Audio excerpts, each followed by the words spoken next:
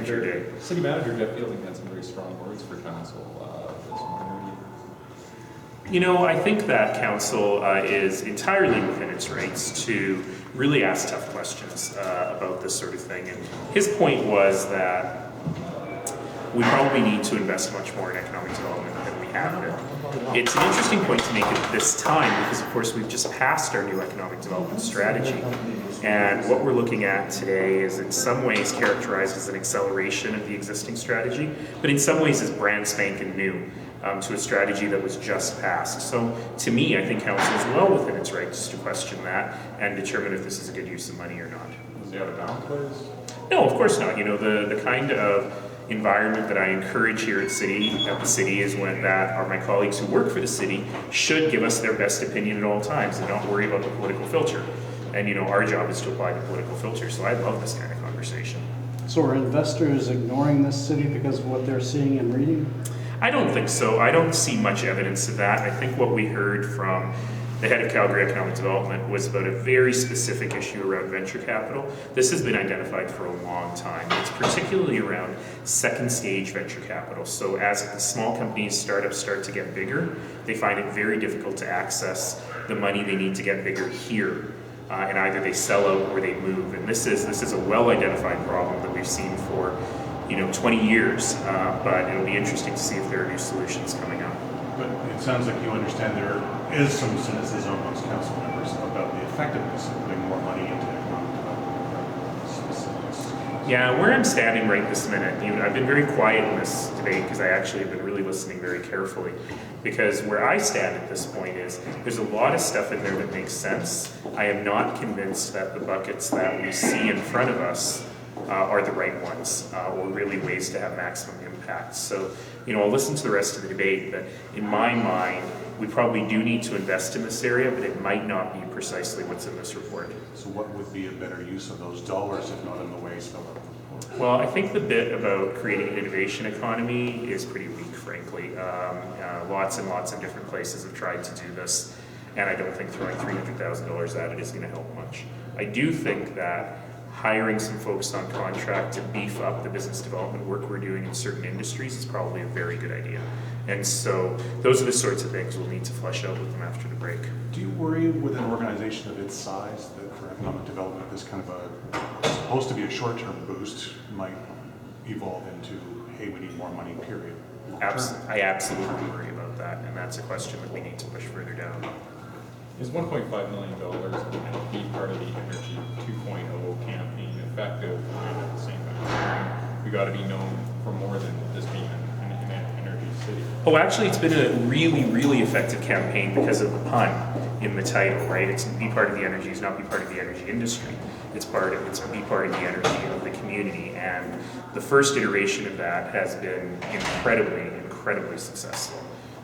Huge, all the marketing metrics that you look at have been very, very, very high on it. So the real question is it the right time to spend a little money on advertising Calgary now? And I would argue that it is if it's focused in a couple of particular ways. Number one is a local campaign that is really around encouraging people to support local business.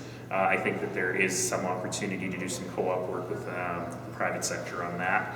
And number two is really focused stuff on investment now. So for example, I know that Tourism Calgary certainly is really in market very heavily with the low Canadian dollar in the United States, and they might be able to use some support on that.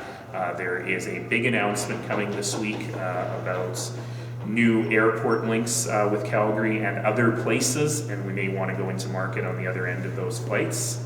So there is some areas where that could actually be very useful. Global has a question about a meeting tomorrow of Monopoly and Prime Minister Trudeau. How important is this meeting? Well, I'm happy they're meeting. I'm sorry that I won't be there. Well, no, I wasn't invited. Let me back up. I'm sorry that I won't be here when the Prime Minister is visiting Alberta, because in fact, all the big city mayors are meeting most of his cabinet in Ottawa tomorrow. But I think keeping these conversations open between the orders of government is very, very important. And man, I'd love to be a fly on the wall to hear the Premier and the Prime Minister talk, particularly about market access. And infrastructure spending, yes? Yes, absolutely. We have expressed to both the federal and provincial governments that if they're really interested in infrastructure that has an immediate stimulative effect, stuff that can get in the ground this summer, then they really ought to move to a block grant program where they give the city criteria and stringent report back requirements, but let us make the decisions. Because if we actually have to have the federal and provincial governments decide on each piece of infrastructure, it's difficult for me to see how we can get into the ground this construction season. That said, we also need to continue our conversation on longer-term nation-building infrastructure, particularly public transit, of stuff that's not going to get built this year but needs a long-term investment promise from each of the other orders of government. So I'm looking forward to getting some commitments, particularly on the Green Line, from both orders of government this year. Are there any specific projects in Calgary that could take advantage of any money coming in? Absolutely. On the immediately stimulative stuff, the stuff that'll go in this year, there's basically 3 categories of work. Number 1 is life cycle maintenance, and particularly for energy efficiency. So fixing roads that need to be rebuilt anyway, fixing roofs on arenas and so on, fixing building envelopes. That's stuff that may not be all that sexy, but can get people to work right away. I could, literally put in help wanted ads a week or 2 after the money started flowing. So that's number 1.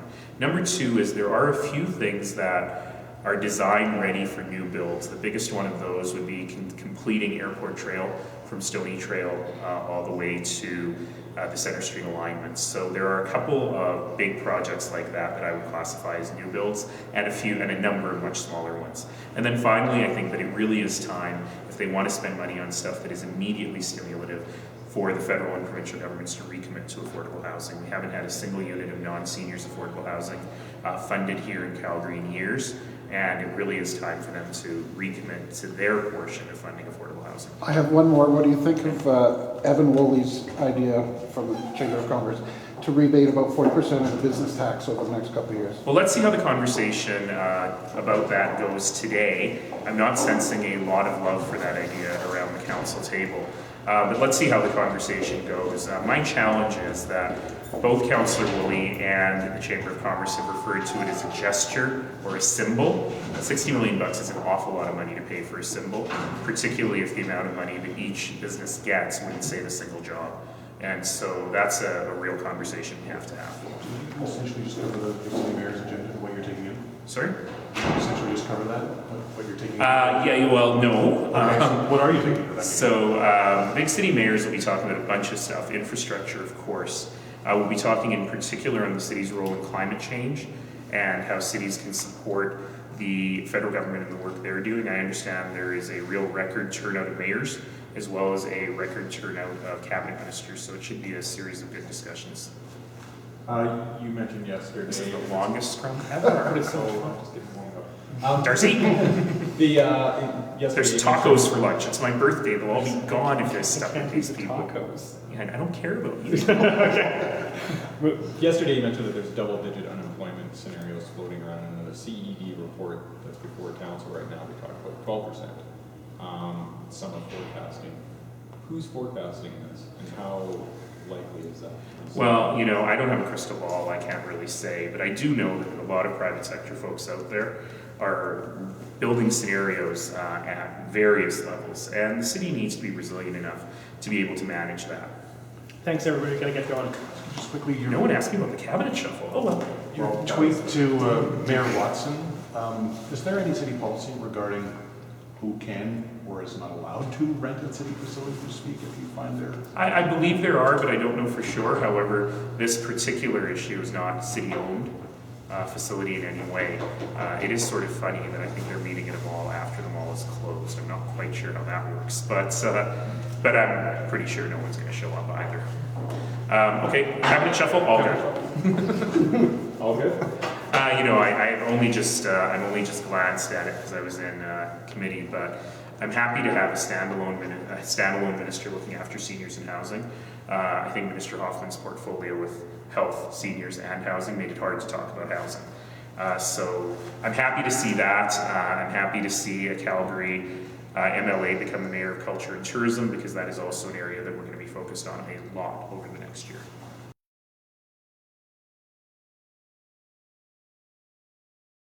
So the $14 million, 14 plus million dollars, approved by this committee, but not quite so earmarked?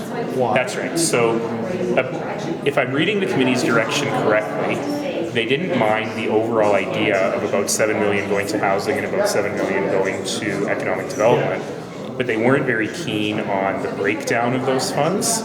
So in the normal course of action, this would go through committee and go to council anyway.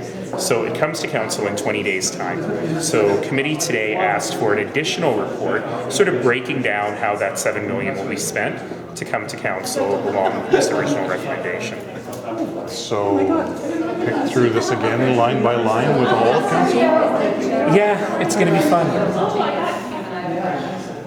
Your concern seemed to That's a center- big day at council too, because that's ride-sharing bylaw and That's right. yeah. Your concern seemed to center on the issue of repetition. That there, we have other agencies doing some of this work, right? Yeah, I had two concerns. Number one was in housing, whether that is fundamentally the best way to get affordable housing built. I'm actually a bit placated when I learned that there are $4.5 million worth of fees that affordable housing projects that are currently in the pipeline will have to pay, and this will just get those projects, and that's quite a large number of units, to the finish line more quickly, so that actually placated me a bit on the housing piece. On the economic development piece, I'm moved by the argument that we are vastly underinvesting in this piece. However, I don't think that the 5 or 6 different projects that were outlined are necessarily the right ones. And in particular, the increase to Calgary Economic Development's marketing budget all at once, I think might be a bit difficult to manage. What message do you think, or would you like to send, I guess, to the business community that was hoping for some tax relief? They're not getting it. I'm not sure that many people were, to be perfectly honest with you. I was expecting an influx of small business people saying, give me a hand. And what I got was an influx of small business people saying, $300? It's not going to really help me that much. Or in the business, or in the chamber's proposal was $1,200 on average. And I heard from a lot of small business people saying, that's really nice. I'm not going to say no to it. But if you're really investing in economic resilience, maybe you don't need my $1,200. Should they hold out much hope for this November in terms of some help? No, it failed. I voted for it to go into November, but council seemed pretty clear that they didn't even want to continue this discussion in November. Our committee was pretty clear. Well, but And Mr. Fielding has said something's coming Yeah. this November. I It's a bigger. mean, to be fair, what's going to come over the course of this whole year, and the reason that we started the citizen check-in, is a broader conversation about the capital budget, the operating budget, and the taxes that we charge. And I anticipate, I'm not a betting man, but I anticipate that the proposed tax increase for business and for property tax owners will probably come in less than what is in the budget currently. So I think you'll see some broad-based tax relief if we can find the money for it. But I think this particular idea on a rebate on the business tax is probably dead. Just that November seems a long way away. Well, but to be fair, one of the challenges with this rebate as well, and it was the same challenge with freezing the bus fares instead of just giving everyone a tax rebate, is remember, for residents, you don't pay your taxes till June. So to get a small negative number on your big bill in June isn't really going to help very much. Businesses pay a little bit earlier, but the principle is the same. So the idea here is, can we do something more broad-based instead of a small negative number on a big bill that's coming forward?